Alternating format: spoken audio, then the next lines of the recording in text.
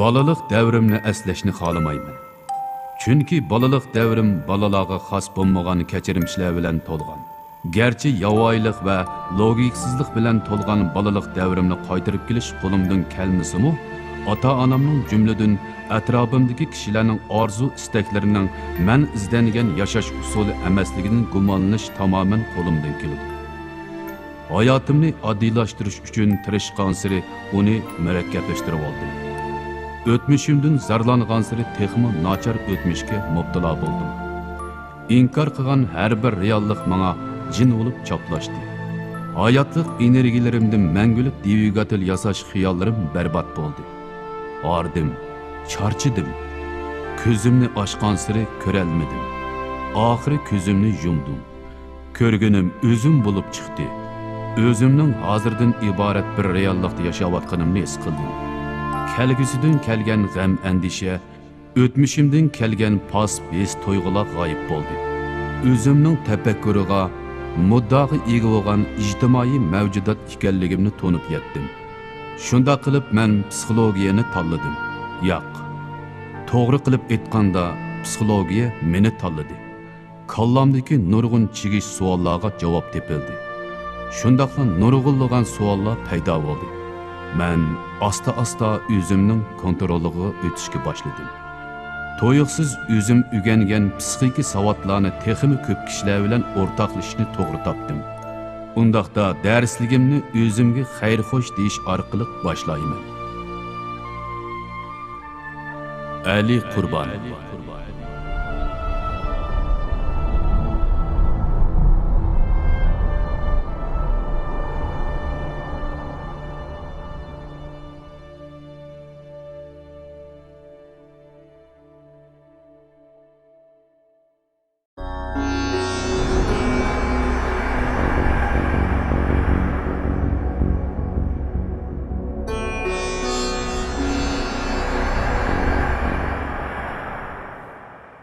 Yaxshimisiz savoqdoshlar. Bugun men sizlarga so'zlab berdiganim irodasizlikning shakllanishi. Irodasizlikning shakllanishi degan nima esa, odam qandoqlab irodasiz bo'lib qoldi. Yoki biz qanday vaqtda irodalik bo'lay debmi, irodalik bo'lanmaydi.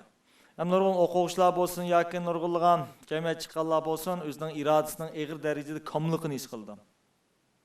Doim bir ishni qilaman deydi, oxiriga chiqolmaydi. Dastlabida intan qizg'in, keyin qizg'in emas. Yani bazılarının çoğum iradalik bol degan gaplarni anglaymiz. Amaliyot bu xil an'anaviy usul ekan.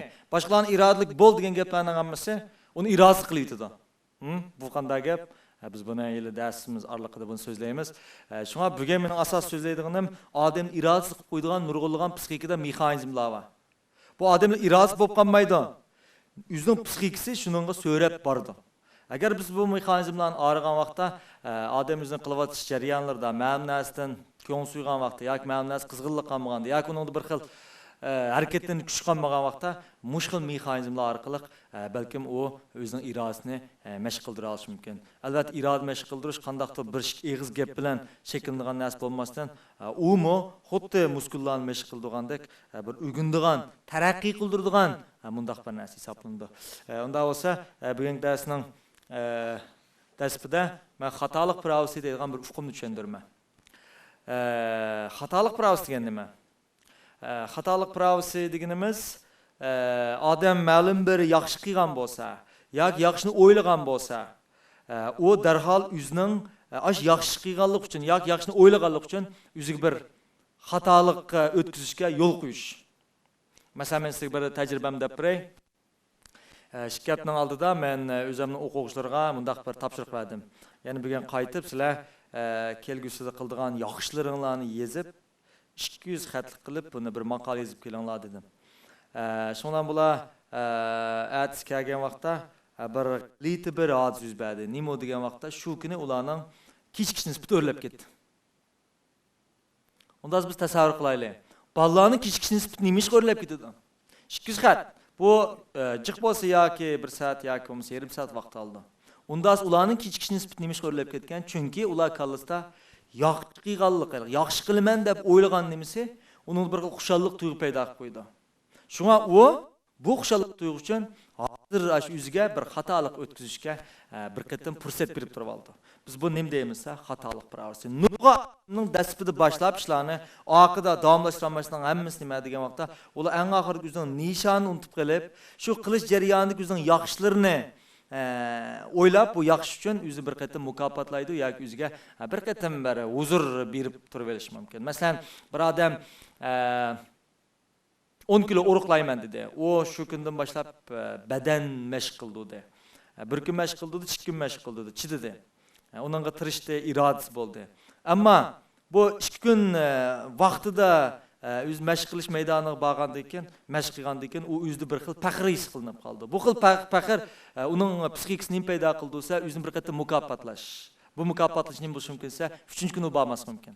Çünkü 2 kun bağlılık tüpeyli, 3. günü bağmaslıkını çokum ben iriş digişlik bir suyunç edip oylap kaladı. Ya komisa bir hizmetçi 8 saatlik işini tügütüp mu bir şirket işlediğin işçi 8 saatin kimi 9 saat işletken bolsa o 9 saat işlegenlik için bir yaxşı qilganlik için şirketke belki bu şirketning az to'la shaxsiy pulini yoki bo'lmasa shaxsiy narsasini ishlatib olish mumkin yoki o'g'irlab olish mumkin. Nima qilsa, u 9 soat ishlaganlik uchun o'zini bir qatim mukofotlashga yuzinib qoldi. Biz buni xatolik farqi deymiz. Yoki bo'lmasa bas erlar.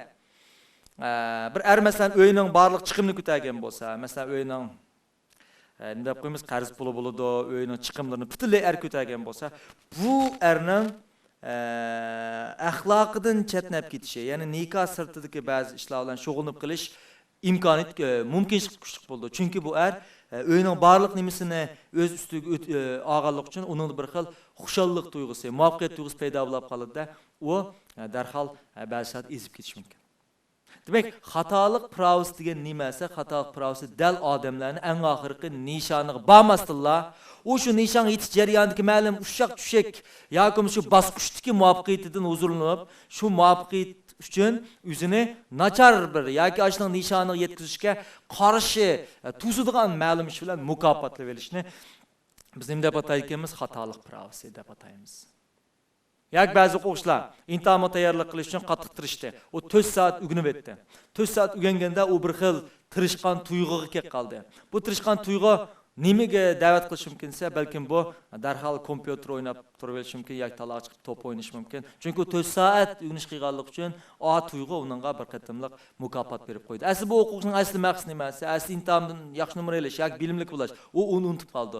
Yoki biz bayatingi misaldagi eliq badan mashq qildirgan odamning asli eng oxirdagi nishoni nimasi? Asli uning nishoni 10 kilo uruqlash. Ammo o 2 kun mashq qilib, mana 2 kunlik mashqni o'zimning ufqi deb o'ylab qoldi-da, bu ufq uchun 3-kuni uning bormaydi. Yoki 3-kuni o balkim o'zining eg'irligiga mos keladigan ba'zi ishlar bilan shug'ullanish mumkin. Buni biz xatolik pravsi deb ataymiz.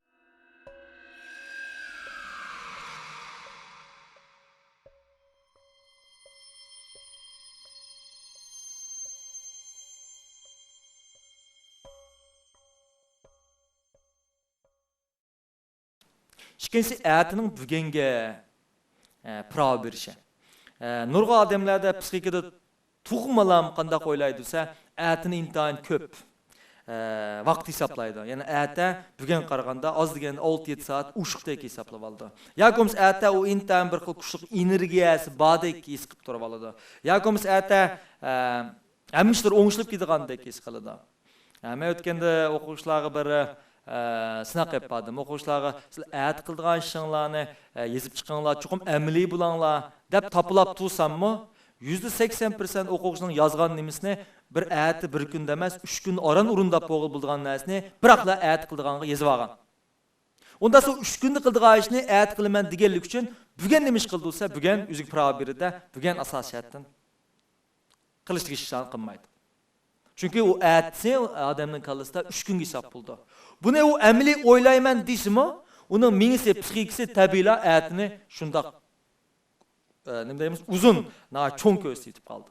Şuna bizmiş iradəsizlik jarayonida ətini oylagan vaqtda muşunun bək diqqət qilish kerak. Bu tuğma əti bizni aldab qoyduğan gap. Əməliyyatda bugün bilan ətiki vaqt oxşaş 24 saat buldu. Biroq ko'pincha ahvollarda əti odam qashında qushli ko'rinadi. Onun ustiga ba'zi odamlarga əti intayin bir xil qobiliyat qilib ketgandek, ətə o intayin bilimli olib ketgandek, ət o intayin bayılab ketgandek his qildi. Nurg'un yoshlar o'zining ətisini intayin baydek his qildi-da, bugun şuna o əti bay bo'lgandan bugun o asosiyatdan pul yig'ish xohlamaydi. Yoki pul xejlashni o to'g'ri deb o'ylaydi. Nima qilsa, o ət uchun bugunni asosiyatdan qurbon qilaverdi. Mana bumi nurg'un yoshlarning odatda shu hisob chiqarmasligi, boylik to'playolmasligi birdan bir sabab. Mesela ma'huquqchi. Bu huquqchining kallasida bu ət intayin tirishchan ko'rindi. Yoki o'gilik tirishchan, yoki kelgusi tirishchan ko'rindi. Shuni bu to'liqlay olmayman deb o'ylaydi. Shu sababli bu nima ish qildi desa, bu kompyuter o'ynayotdi. Bu xotirjam o'ynayotdi. Nima ish qildi degan vaqtda buning nisbatan ata bugun pro beryapti. Unda esa bu xil ozni qandoq tusimiz?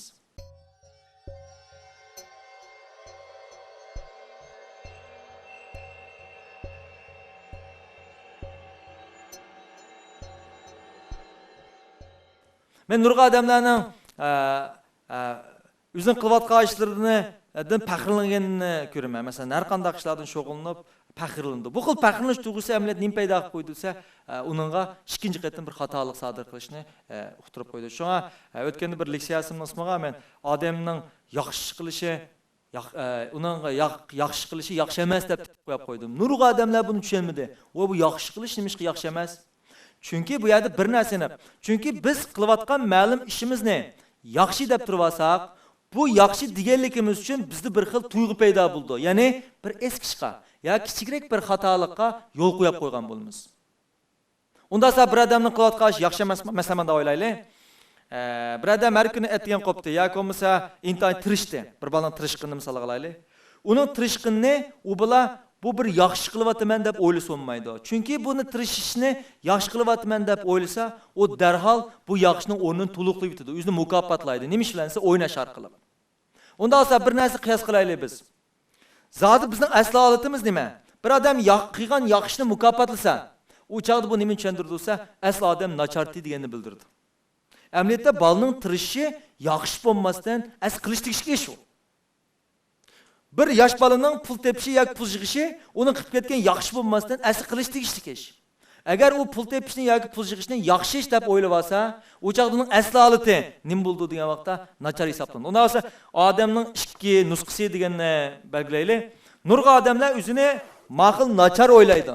Shunga har qatim yaxshi qilgan vaqtda xo'sh bo'ladi. Yaxshi qilgan xo'sh bo'lganlik uchun bu xil xushalligini mukofotlaydi. Amaliyotda odamning asli nusxasi nachar bo'lmasdan yaxshi. Nurg'un qilayotgan ishlar odam asli qilishlik ishlar. Uning badan sog'lom qilishi, tirishi, kitob o'qishi, erning masalan o'yining yenik yuklarini, egrinik yuklarini ko'tarishi, nurg'un ishlar amaliyotda odam bo'lishlik asli yaxshilar, asli nusxa shu odamning. Ammo hozir odam nima ish qilyapsa, bu qilgan ishlarni alayda yaxshi deb bu yaxshiga bir mukofot, nachar ishga mukofotlab turdi. Bunday odamlarning bu xilatni biz nima deb yakun chiqara olamizsa, demak odam nachardi, u yaxshi qilgan vaqtda xushal bo'ldi, shunga mukofotlash kerak. Bu xato ahvol. Asli odamning nusxasi ma bo'lmasdan nima bo'lsa, ma nusxa bo'ladi. Shunga biz cho'qim avval nishonni bekitishimiz kerak. Masalan, biz yanlar badan mashg'ullik odamga yana qaraylik. Uning asli 10 kilo uruqlishi asli nishoni. Hargiz u bu badan chiniqtirish sarayga 2 kun berishi nishon emas. Ammo bu 2 kun beribla nishoning yetgandek o'ylab qoldi. 2 kun beribla o'dingda bir xushallik, muvaffaqiyat tuyg'usi paydo bo'lib qoldi. Shunlar 3-chi kuni bormidi. Bu jarayonda u nima unutib qoldi desa, o'zining asli ultimat nishonini, ya'ni 10 kilo uruqlash nishonini unutib qoldi. Bir o'quvchining asli tirishishi o nishon emas. Tirishning oxirgi natija nishoni. Biroq u 2-3 kun tirishiblar, yaxshi holat keldida, uning bir xil muvaffaqiyat tuyg'usi paydo bo'lib qoldi. U 3-chi qatim o'zini mukofotlab tirishmidi yoki bo'lmasa o'ynab oldi degan gap. Shunga sizlar irodasizlik masalasiga kelgan vaqtda o'zining hayotidagi, o'zining turmushdagi eng chong nishon zot nima edi? Bu nishonga berish jarayonidagi bosqichlar jarayonida o'zining mukofot sanalmaydi. Bu mukofotlashning o'zi amaliyotda shu qilayotgan ishlarni nolga aylantiradi. Shu nurg'un yosh bolalar boshlaydi, chekindi, boshlaydi, tugaydi. Yana bir misol. Bir odam 1 million yig'moqchi. Uning asli nishoni nima desa 1 million. Ammo u 1000 ko'y yig'di, muvaffaqiyat qozondi. Ammo uning asli yig'moqchi bo'lgan nima desa 1 million. Biroq bu 1000 ko'y yig'gan odam o'zining xushal bo'lib ketib, o yüz belki 500 koyun heyli için mümkün. Akuşalık tuygusu var. Asli onun asli nişanı neyse 1 milyon tepiş. Onun asli herkes nişanı arlık jarayandık emas. Şuna nurgunda vaqtlarda sizlar qilib atqaningizlarga herkesmi bu yaxshi ish deb baho bermanglar. Qachon siz mushni men yaxshi qildim, yaxshi ishmish qilib atqanim degan shu tuyg'uda odam bir nachar ishni keltirib chiqardi. Şuna biz şu kundalik ish tartibimizda qilib atgan ishimizni herkesmi yaxshi demayli. Asli o bizning aslimiz shunday yaxshi. Shu asli biz qilish tegishlik ish. U herkesmi biz nachar. Bizni qilib qo'ygan ishimiz yaxshi bo'lib qolsa, u chaqda bu vaqtda xatolik pravos nima ish qildi bo'lsa, xatolikqa pravo berib qo'ydi-da, u chuqur bir xatolik sodir qildi. Shuna mushu nuqtada herkes ezib ketmanglar. Bu men sizlarga bugun so'zlamoqchi bo'lgan xatolik pravos.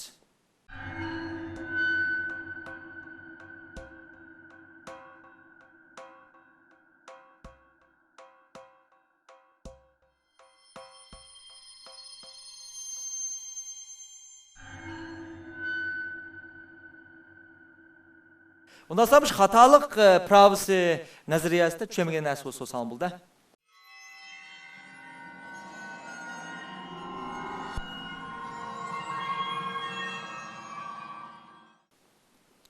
Siz. Undaq bo'lsa so'rab qo'yaylik ma'lum. Mushundaq bo'lsa odam har bir qitim ishni qilib, shu o'zidan rozi bo'lganda yoki bir xil hayajon his qilgan vaqtida shu o'zimizni, o'zimizga nisbatan bir xatolik pravosi berish oldida bir xavfi bor deb o'ylasak bo'lamdi. Bo'ladi. Odam eng cho'ng xato qarorini qachon chiqardi desa, xushal vaqtda chiqarib qo'ydi. Ma'lum ishni ufti qozongan vaqtlar intayin diqqat qilish kerak. Masalan, ba'zi olqish qilishga odamlar ko'p vaqtlar ichida chavak ichida yashagan odamlarda tuyuqsiz o'zi xatolik farq bir pravoz berishning miqdori sal eshib bordi. Nima ish qilgan vaqtda bular ko'p jarayonda to'xtamay chavak ichida cho'ng bo'ldi. Asli bularning asl g'oyat nishoni nimasi? Yaxshidan bulash. Hargiz chavak emas. Ammo u chavakni yaxshidan bulash jarayonidagi erishgan chavakni o'zining eng oxirgi bir xushallik paydo qiladigan muvaffaqiyat tuyg'usi his qilib olgachqa, u balkim shu tufayli ma'lum bir o'ziga xatolik berishga, sodir qilishga yo'l qo'yish mumkin yoki shuningga intilib qilish mumkin. Shuning bilan uning aslidagi nishoni, yaxshidan bulash nishoni mushahidlan tugab ketib qolgan gap. Shunga biz chuqur o'zimizning asli nishonimizni nima? Bu jarayon ketib qolgan narsa bu jarayonmi yoki muvaffaqiyatmi? Mushunga diqqat qilmasak, bu nishonga hargiz berib olmaymiz. Nurg'un yoshlarning nishoni baramas sababning o'zi boshlanish yaxshi. Har qanday bir yosh inson muvaffaqiyat intilmaydigini yo'q. Ammo ham avval qila oladi buni. Ammo qilish jarayonida o jarayondagi ma'nosini tamomlab bo'lgandikinlar, o'ziga darhol chekinish uchun bir qatam xatolik yo'l qo'yib qo'ygan gap. Masalan, u 3 qadam mangandan keyin xushal bo'ldi. Xushal bo'lgan vaqtda u o'zini mukofotlaydi. Mukofotlashmasa o'tirib berish. Ya'ni o'tirib berish orqali o'zini mukofotlaydi. Shundan o balkim o'tirash kunab qilib keyin mengish qo'shaqmaydigan. Hatto o'zining asli nag berishini unutib qilib, mengishni o'zining birliqi 3 qadam mengishni o'zining eng oxirgi muvaffaqiyat cheki qilib hisoblab olgan bo'lishi mumkin. Shundan u o'zini o'tirash orqali mukofotlagan bo'lishi mumkin. Undaq bo'lsa har bir yosh shu irodaga qarab shu mangan shu yo'lida masalan har bir kichik qadamlardan masalan muvaffaqiyat bosgan har bir kichik qadamlardan o'zidan rozi bo'lib xushal bo'lishi mumkin. Unda otadan shu o'ziga shu xatolik pravosini qanday ogohlantirish shakli orqali saqlangan bo'ldi. Yaxshi savol. Albatta u har bir bosqich tamomlaganda uni xushallik tuyg'u paydo bo'ldi. Bu tuyg'uni hargiz biz sen bunda tuyg'u bo'lmaydi desak bo'lmaydi. Chunki bu tuyg'umi uni balkim olg'a bostirib turishi mumkin. U har qatam bir bosqichni tamomlaganda xushallik tuyg'u paydo bo'ldi. Har qatam tamomlagan vaqtda u nima diqqat qilish kerak degan vaqtda o'zining asli nishonining nima ekanligini. Mushni to'xtamay o'ziga ogohlantirib turgan vaqtda u ondan qadam shuningga yaqinlab qoldi. Agar bu xil nazariyani tushunmagan vaqt bo'lsa, men bu yerdan degandek nurg'unlari ma'lum bir bosqichdalar asosiy jihatdan chekinib yoki bo'lmasa o'zini mukofotlab qo'ygan ahvollar shakllandi. Endi men sizlarga ikkinchi nazariyani so'zlayman. Ikkinchi nazariyasimizning ismi nur chambaraki effekti. Nur chambaraki effekti degan nima desa, ma'lum bir xato ish borda, bizni turmushimizga, bizning taraqqiyotimizga ta'sir qilgan tusoqdan xato ish bor. Ammo buning yanında kichik bir yaxshim bor, foyda. Ham nurg'a odamlar qanday qildi desa, ma kichik ishni o'ylablar, o'ziga bana tepib, ma ishkilisini bıraklam. Yani ma kichik paydalıq kichik ishni deb uning ziyonliq cho'ng ishni birga qilish. Masalan bir misol ko'rsataylik. Bir uruqlashni maqsad qilayotgan, uruqlashni nishon qilayotgan bir ayol mayliq tomoqni yemaslik uchun tirishdi. Unda bo'lsa buning oldiga mayliq go'sh qashlangan, besilgan polodan birisi kelib qoldi. Şundan bu polon men yesem bo'lmaydi, men uruqlatdim, men simirib ketsem bo'lmaydi deb irodasi bo'ldi. Ammo tuyuqsiz bu polonning yoniga biz bir taqsa so'qsa yoki bir taqsa palak yoki chinse ko'k yeshil narsalarni yeshil ko'kdan qo'yib qo'ysak, bu ayol balkim buning shiklisini yeyib mumkin. Nima ish qilsa, u kallisini deb o'ylaydi bo'lsa, yeshil yemeklikni o'ylab, uning badniga foydaliligini o'ylab, polonimi shundan yeyitish iftini biz unum ta'tirini biz nurcham iftimiz. Bu yana qanday vaqtlar shakllandi desa, ba'zi ayollar masalan do'kon cho'glab etib 10% bas tushgan bo'lsa ma'nasini, yoki 20% bas tushgan bo'lsa, voy buni 20% bas tushdi deb balkim o'zi zarur bo'lmagan, ehtiyojli bo'lmagan narsani nurg'uni setib olib keladi. Uning kallasida bas tushganni o'zi uning bir yaxshi foydaliq deb nachar narsalarni biroqlam zuri bo'lmagan narsani yig'ishtirib qo'ydi. Eng oxirida iqtisodiy qarshi chiqdi desa, nurg'un pullarni ziyon tatgan. Yoki bo'lmasa ma'lum odamning jiroqdan bir tuqqunga qoldi, do'stga qoldi.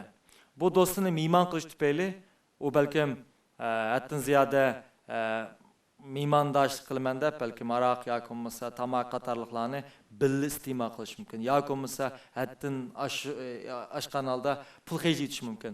Endi u aslining ziyon nimasi? Ash so'rindiki uning badaniga nisbatan ziyonli bo'lgan narsalar. Biroq u nimani o'ylaydi desa, do'stini mehmon, do'stini ko'nglini olishdak, ma do'stini ko'nglini olishda, ma cho'ngi uning badaniga ziyonli narsa.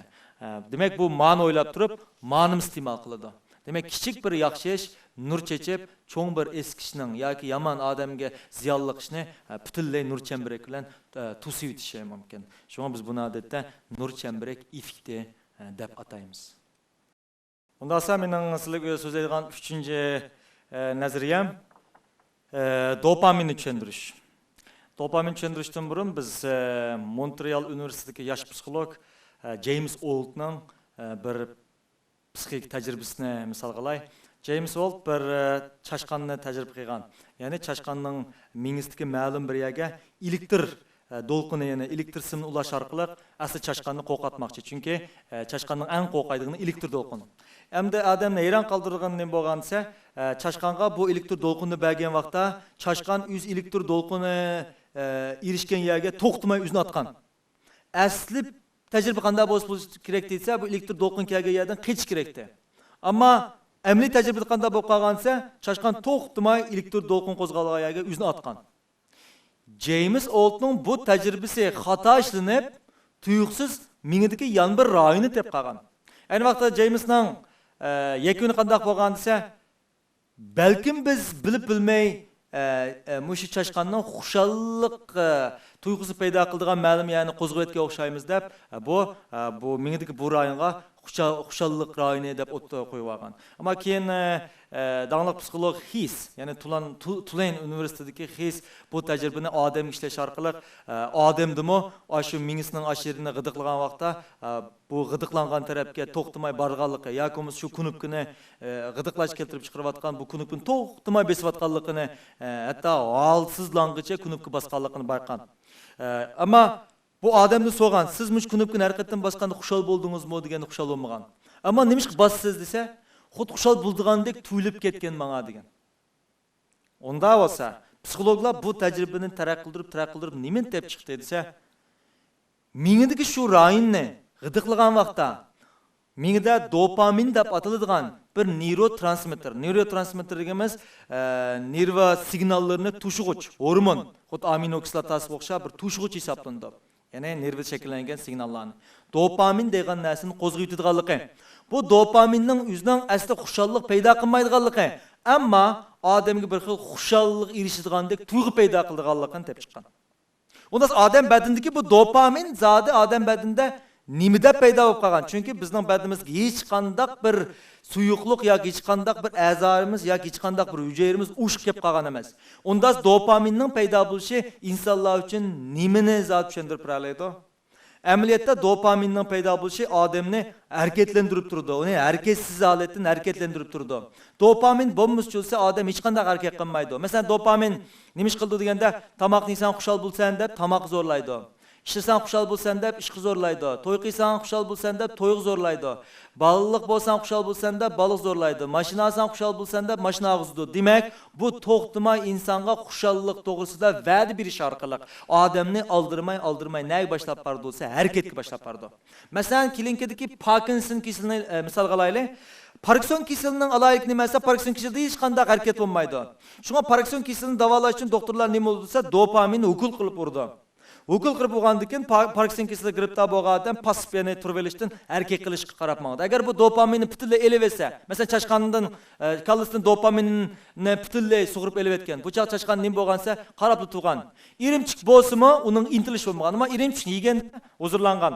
Ammo irimchikni oldi qo'yib qo'ysimi, uning etilib bo'lmagan. Demak, dopaminning asli odamni paydo bo'lishining asosiy sababi nimasi? Odamni bir xil xushallik va'da berish orqali ani qilsa deb uni intildirishdan darak berdi. Ammo bugun kun kelganda dopamin nimaga kirishtirib qo'yatsa, odamni ma'lum narsaga xumo qilib qo'yatdi.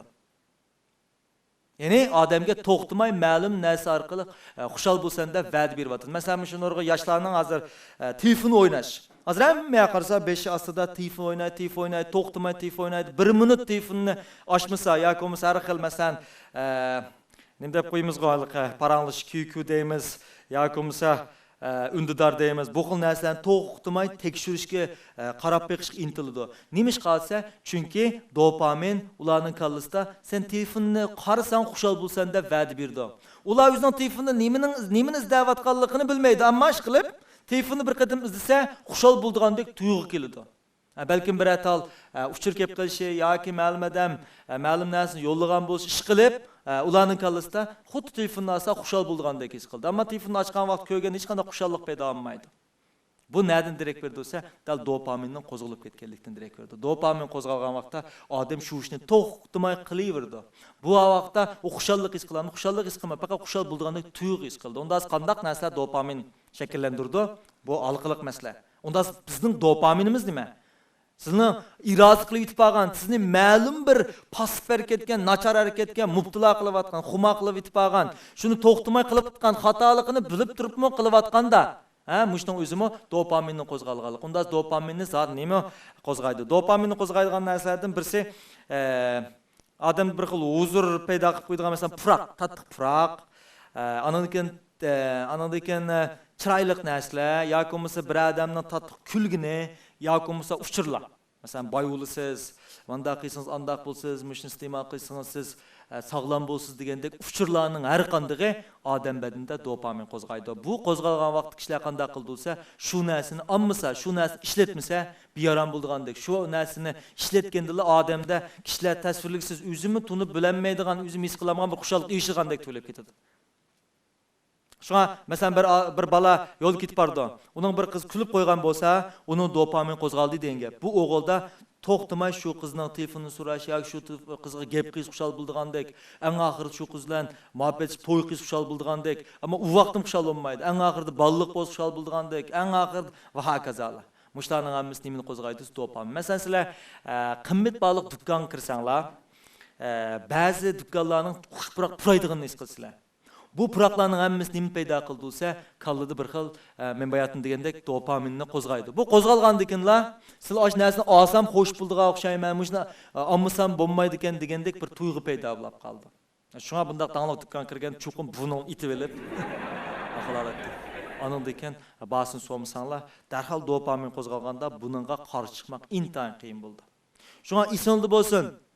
Sizlar mushu bularmi yoshlar, mush yashash jarayonida chuqum ma'lum narsaga xumo bo'lisizlar, ma'lum narsaga mubtilo bo'lisizlar, ma'lum narsa to'xtamay kallanglik kirib oladi. Buni har qancha chiqirib yetsanglar, chiqirib yetmaysizlar.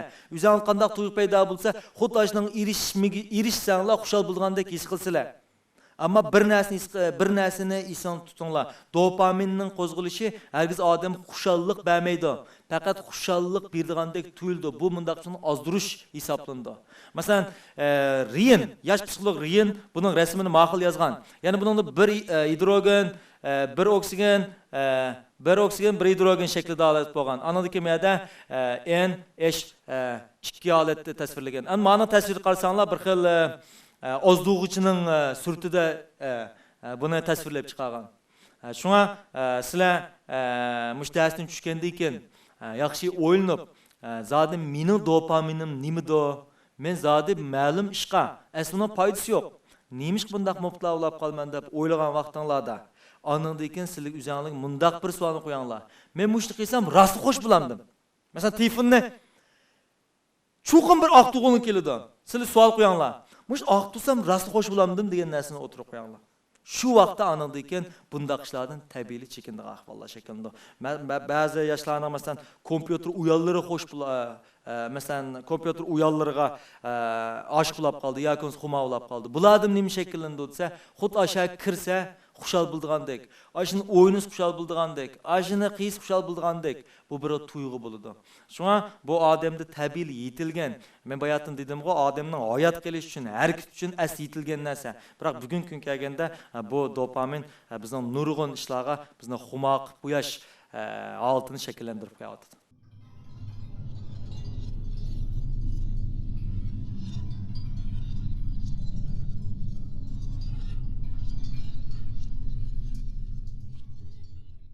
Undan sonra şu dopamin to'g'riliq o'zingizning tushunmagan yoki so'rmoqchi bo'lgan savolingiz bo'lsa bo'ldi.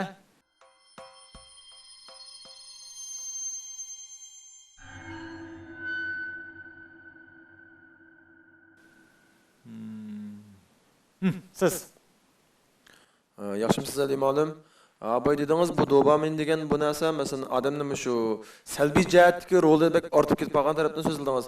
Buning davosimi shu aktiv, yaxshi taraflardan, masalan yaxshi ish qilish taraflardanmi shuni qo'zg'atib, shundan foydalanib bo'lamdi. Men bayatdan dedim, dopaminning asli xarakteri nima desa, ma'lum ishqa xushallik erisanda va'da berish orqali mingning eng cho'ng yolg'onchiligi bu-chu. Mushu yolg'onchilik orqali masalan baxtlik bo'lasan, xushallik bo'lasan deb va'da berish orqali bizni ma'lum ishqa so'rab kirdi. Unda bo'lsa, dopamindan foydalanib bo'ldi. Agar biz ma'lum bir ishdan masalan bir bal o'g'inish qilib berib qolgan bo'lsa, u o'zining o'g'inish qilib, tirishib, muvaffaqiyat qozonib, o'zining millioner bo'lgan vaqtini, tushunalimi? Yoki o'miz qattiq qozongan vaqtini tasavvur qilsa, shu vaqt yana dopamin qo'zg'aldi.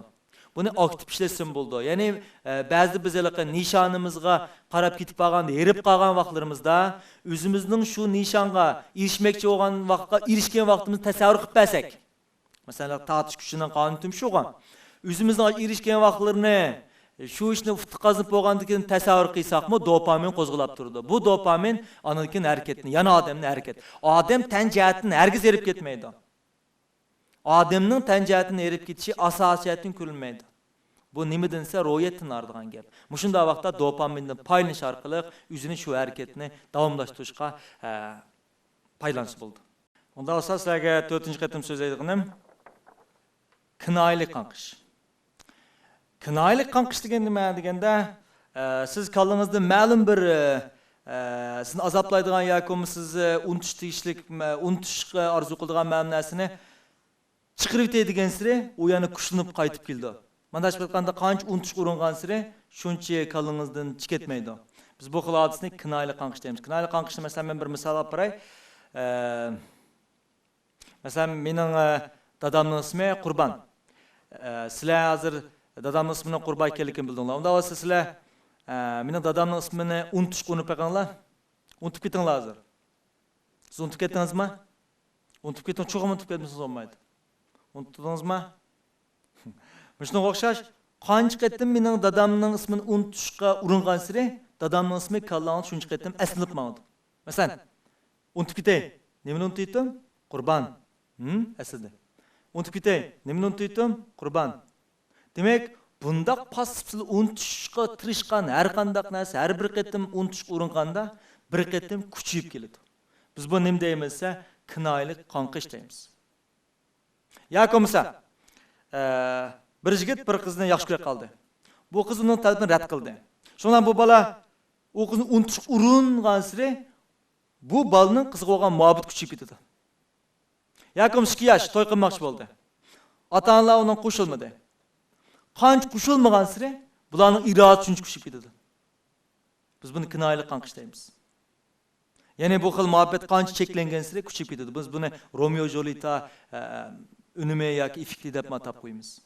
Shunga ba'ziki nikah sirtidagi muhabbetning bu xil kuchayib ketishining sababi nima esa, bu xil muhabbet qancha cheklangan-siri, yushurun bo'lgan-siri ash odamga nisbatan bu xil muhabbet shuncha kuchlanib ketadigan ahvollar shakllandi. Yoki bir odam xizmat talab qilmoqchi bo'ldi. U xizmat talab qiladigan o'ringa kirib 100 dirham imtihon bermoqchi. O 100 dirhamni imtihon bergichning oldida qancha o'zini mukammal tutgan siri, qancha o'zi diqqat qilgan siri uning shuncha taq chiqadi. Qancha o'zim tutib olay degan siri shuncha jiddilashadi. Qancha gapni yaxshi deydigan siri shuncha gapdan ezib ketadigan ahvollar shakllandi. Biz buni nima deymizsa, kinoyalik qanqash deymiz. Shunga nurg'un odamlar bor. Bular shu xomush kisi giribtor bo'lib qolganlarning ko'pinchisi o'zining kallasiga bu xil paspisatlarni kurash qilaverdi. Qancha chiqirib degan sira shuncha yenib kelaverdi. Bu nimani paydo qildi desa, mingida g'oyat zo'r besim paydo qilib qo'ydi ahvollar shaklda. Ondan kishilarda qandaq bir yakun chiqdi desa, menda chuqur bir chataq chiqibdi, kallamdan chataq chiqibdi degan mushunday keldi. Kallasidan qanday vaqt chataq chiqdi desa, ma'lum narsa unutishga uringan sir. Masalan, buni menda o'zgarsak bo'ldi. Masalan, sinfda men sizni chiqirib etdim. Urushib. Chiqirib etgandan tatibli menda g'am paydo bo'ldi. Nima ish qilsa, qachon yenib kelar, qachon mendan o'chilar, qachon texmi qurollanib kelar deb o'ylayman. Demak, kalladan bunday narsa chiqirib chiqish uringan sir, bu narsa odamni shuncha azoblaydi yoki bearam qiladigan ahvollar shakllandi. Biz buni nima deb ataymiz? Kinoyalik qanqish deb ataymiz. Undan buni qandaq bir taraf qilish kerak? Undan bu xil paspisiyatlarni unch uringan pishib ketadi ekan. Undan qandaq qilish kerak? Men bir narsani deb qo'yasizlarga. Odamning eng cho'ng bir ojizligi bor. U nima bo'lsa, bearam tuyg'udan qechishni orzu qildi. Badanmi shu, masalan, men chaqmoq bilan birisining qo'lining yeniga etkazsam, uchiqim qo'lini tortib oladi. Mingimi har qanday vaqtda bearam tuyg'uni sesla uningdan qechish urindi. Amaliyotda badan qachonligan bilan menga bearam tuyg'udan qachanmaydi. Shunga bu xil kinoyalik qanqishning aks ta'sirini kamaytirish uchun qanday qilmasa, bu xil bearamchilikni badan his qildiruymiz. Badanni oqashgan bilan menga bundan qachanmaydi. Bu degan nima deganlik desa, masalan, bir odam azoblandi. Bu azobni chiqarish urni va kuchayadi. Bu agar to'g'ri usul nimasi, shu azobni his qilib beqish. Masalan, o'zini his qilgan vaqtda masalan, qusoq tarafi bir xil bearam bo'ldi, ichib pushidi, tishlar qiyishidi. Mushning hammasi buni his qilish deb ataymiz. Badan. Masalan, ba'zi ayollar shunday azoblangan vaqtda yig'lasa, ko'ngli yig'lisi bir xil yeniklab qolgandek his qildi. Nima ish qilsa, yig'lash orqali badanni his qildirib, azobni mingni aram topqizish. Shunga mayl o'g'il bo'lsin, mayl er bo'lsin, mayl ayol bo'lsin, mayl qizbol bo'lsin, bu xil azoblardan amalba badanni his qildiruvchi kerak. Shunga men odat psixologiyada yig'lashni xato deb qaramayman. Erlar bo'lsa-mo, agar uning kuchli bir azob kelgan vaqtda u yig'lab etsa bo'ladi. Buning o'zimi nima deganda badanni his qildirish deb ataladi. Yoki uxlab etsin bo'ladi, yoki vaqirib etsin bo'ladi. Bularning hammasi badanga taqat qilish orqali yo'q qilish. Shunga sizning agar unutmoqchi bo'lgan narsalar bo'lib qolsa, bu narsani amalba kallangdan chiqarishga hargiz urinmanglar. Balki shu hissiyot bilan birga yashsanglar, bir mazgildan keyin u o'zini qo'yib beradi. Uning bilan qarshilashgan siri bu xil hissiyot qayta kuchlanib ketadi. Undasa, mush to'g'riliq tushunmagan savollarga so'rasanglar-da.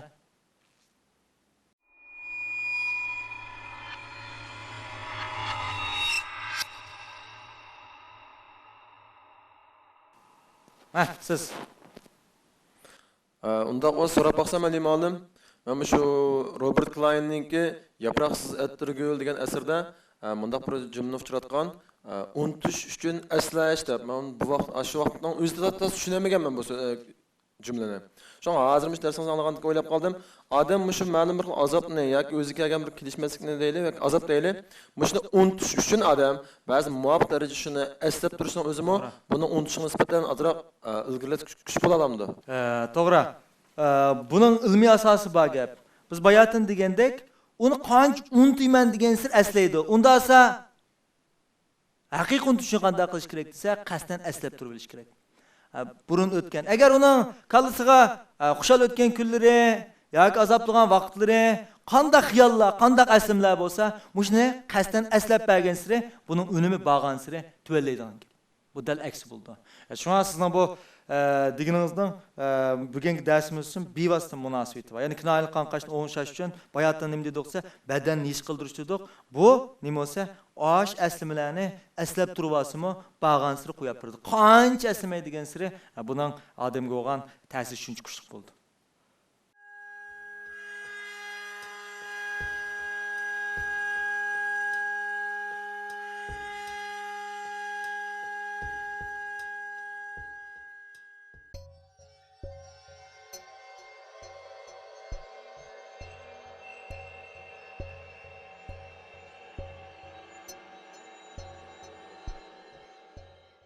Ondan sonra sizlerge 5. katım sözleydiğim nima degan vaqtda pushaymon effekti. Yani effekti deganimiz odatda latinchadan bevos qabul qilgan so'z bo'lib, odatda unum. Yaxshi xanzucha showing deb qo'yamiz hamda. Unum deganni bildirdi. Bu bir xil avtomatik qo'zg'algan bir xil mexanizm. Ondan sonra men bu yerda ilib aytayotgan pushaymon effekti degan nima desa, odam bir ishni iroda qildi, tuyuqsiz bayatimiz degandek o'zi mukofotlab seliblar, bu irodasini bir chekinib qoldi. Chekinib qolgan vaqtda pushaymon qildi. Pushaymon qilgandikilla bu hareketni yana qitim sonini, xatoligini chiqaytiraverdi. Nima qilsa u men bir qitim xatolik qilgandan ikkinchi, uchinchi qitim xatolik qilsam ishni bo'lmaydi deb qaraydi. Masalan, bu odam tomoq tashlagandi, ammo 4-kuni amal yo'q chekib soldi. Ma'lum sabablar tufayli yoki o'zi mukofotlab chekib qoldi. Ham buning pushaymon qildi. Pushaymon qilib yana bir tatama chekdi.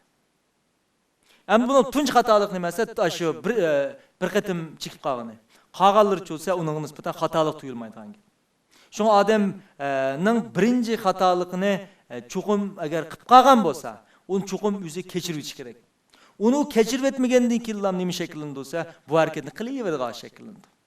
Mesela nurgun yaşlarının zərge çekip qalışının sebebim şu. 30 qatımını çekti, o hatalık ötküzdü. 2-nji, 3-nji, 4-nji onun hatalıkta tuyulmaydigan qaldı. Nimiş qalsa, o hem de men oňuş bulanmayman. Ya komsa, men muşna olan hem tügdüm. Ya komsa Uygur tildiki taz bolsaň gädengiç bol degan näse kirip qaldı. Emletde tazning mı oquşmaydigan şekiller buldu. Mançek taz bulap qalgan, yak mançek taz bulap qalgan. Bunun albatta farqı var näse. Ama nurga adam kichkinam taz bulap qaldı tüpeyli. Әммеріне тазықлайды. Яки болмаса, pitning achchig'ida chapanni o'tqa selishga o'xshab qoldi bu. Yana bir kichik xatolik o'tkazib, bu kichik xatoni o'zi kechirib o'tmay, uningga bu xatolikni to'xtamay sodir qilish. Shu buni o'xshashning masalasi nimasi? Chuqum odam o'zini kechirib o'tish kerak. Bunda ham nurg'a o'qishlar, shu men unda qilsam bo'lmaydi, o'zim yumshoqlik qo'llik qilsam bo'lmaydi deb qaraydi. Men darsning dasfida sizlarga odam o'zini qancha irodalik bo'ldigan sir irodasiz ketadi deb qo'ydim. Nimişqa degan vaqtda odamning mesela mushtni qancha tutgan sire bu mushning echilib ketishi shuncha tiz bo'ladigan gap. So'ng ba'zi irodani bek chin qilib olsanglar, tasaddibi bu o'zingning tizib qo'ygan yoki o'zingning qilmoqchi bo'lgan azroq xato sodir bo'lib qolsalar, darholsilda bu ishni qaytayan asli keltirmaydigan ahvollar shaklda. Yoki menda misol ko'rsatay. Masalan, bir do'stim mening ko'nglimni ranjitadigan bir ishni qilib qo'ydi. Bu ranjitib qo'ygandan keyin men buni tilligan bo'lsam, men tillidim. Demak, o ikkinchi qitim meni ranjitdi. Chunki Alloh bir jazolanib bo'ldi.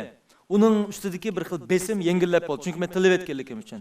Balki bu ikkinchi, uchinchi qitim meni yana ranjita olish mumkin. Nima qilsa, men uni tillab bo'lganligim uchun uningda ikkinchi qitim qandaqdir manga nisbatan pozitsiyasini o'zgartirishga majbur bo'lmaydi. Yoki bo'lmasa, bir o'quvchi topshiriq ishlamadi, o'qituvchi uni tilladi. Tilgandiklar uning topshiriq ishlamini xatolikda. Ammo uni tillab etganlik uchun nim shakllarda bo'lsa, o'quvchida besim tuvallaydi. Chunki tillanganlik uchun. O ikkinchi qitim yana topshiriq ishlamas mumkin. Ammo buni o'zgarsak-chi, men eliq do'stim kechirib etsam-chi. U ko'nglim ranjitdi, men kechirib etdim. Uning nim shakllarda, uningda cho'qim besim shakllarda. Uning ikkinchi qitim menga nachar muomala qilishi yoki bo'lmasa men norozi qilish fursati yoki mumkinligi chuqum tuvallaydi. O'quvchi topshiriq ishlamadi. Agar o'qituvchi buni kechirib bersa, sen nima qilibsan, men seni kechirib etdim. Balkim bu o'quvchi yana topshiriq ishlamasligi mumkin, yana kechirib bersa, yana ishlamasligi mumkin, yana kechirib bersa, hamon bu o'quvchi ishidan qoyil bo'lishga boshlaydi. Odammi shu. Agar biz o'zimizning ma'lum xatoligini kechirib etmay, o'zimizni ayiblasak, bizda bir xil rahat tuyg'u paydo bo'ladi. Bu harakat yana qayta qilamiz. Yana ayiblaymiz, yana bir iniklaymiz, yana qilamiz. Yana ayiblaymiz, yana qilamiz. Agar biz o'zimiz kechirib etsak, qayta kechirib etsak, bizning chuqum harakatni tuzishimizga aniq bois bo'ldi. Shunga ba'zi vaqt agar siz bilmay xatolik sodir qilib qolgan bo'lsanglar, bu xatolikni chuqum kechirish uchun bilishingiz kerak. Nurg'a odamlar deydi, unda qiysonmaydi, bu degan bir bana yoki bo'lmasa har xil gaplarni yakunlash mumkin. Ammo arqa marqa tadqiqot nima dedi degan vaqtda odam ba'zi o'zining qilgan xatoligini chuqum kechirib o'tish kerak. Shu vaqtda u o'ziga osh harakatni tuzlashga nisbatan bir kuchli besim shakllantira oladi. Xuddi bir odamni kechirib o'tgandek. Yoki bo'lmasa buni sizlar o'zingizlar sinab qilib baqsanglar bo'ldi. Siz do'stingni qancha kechirib o'tgansizlar, do'stingning sizga bo'lgan muomala shuncha yaxshilashib boshlaydi. Shuncha uning harakatini o'ngshay olasizlar. Dadimi balani qancha kechirib o'tgansizlar, bala shuncha harakatini tuzlashga boshlaydi. Masalan, nurg'un balalarning ba'zi xatoligini mesela tutuş için ata-onalar to'xtamay bular bilan kirishib oldi. To'xtamay tillaydi. Tillagan siri amaliyotda bu bolalarning harakatida hech qanday o'zgarish bo'lmaydi. Chunki ata-onaning tillab bo'ldi. Tillab bo'lgandan keyin uning besim asosiyati yo'qolib ketadi. Uning harakatini tuzlash imkoniyati sal kuchli bo'ldi. Tuvan bo'ladi. Masalan, bolalarning bir o'g'il bolaga nisbatan apsi to'xtamay kapishib to'xtamay tillasa, to'xtamay nim qilsa yana kari yo'q. Ama dadisi bir ömür gap qilmay faqat qarab qo'ysam, harakatini o'zikidan o'ngshay oladi. Bu nimadan kelib chiqqan desa, dal mushkil hodisdan biz o'ng holat keltira olamiz. Shunga bolalarni tarbiyalashda chuqum kang qo'saq kechirib o'tish orqali oningdagi uning ba'zi harakatlarini tanishkili bo'ldi. Bu odamning psixikasi yomonlashib ketgan vaqtda. Nurg'a odam buni tushunmasdan o'zining subyektiv hissiyot orqali jazo berishni, o'zini ayblashni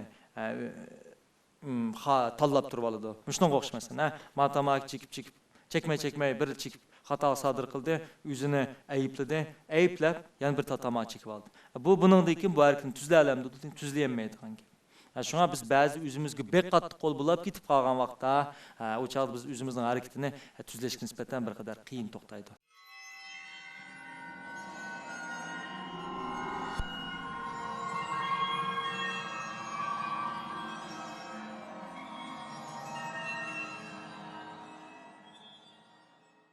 Bu men sizlarga so'zlamoqchi bo'lgan pushamay fikri. Undan so'ng men mush 5 qatimliq darsda sizlarga 5 xil nazariyani so'zladim. Sizning irodasizligingni keltirib chiqarayotgan yoki sizning muvaffaqiyat yo'lini to'sab qo'yayotgan yoki yarim yo'lda sizni chekindirib yetib qolgan yoki o'zingizni bilib turib ba'zi ziyonli ishni to'xtamay qilayotgan mush narsalarni biz bag'ansa tushundirdik. Agar mush narsalar, mush nazariyalar kallang aniq bo'lgan vaqtda o'zingizning turmushda mushning tushilgan ma'lum ishlar kelgan vaqtda siz tabiiy buning nisbatan aktiv holda mudofaa mexanizmi shakllantira olasiz. Unda olsa bugungi darsimiz müşahede ayaqlaşdı. Anlığınızla rahmet. Hoş.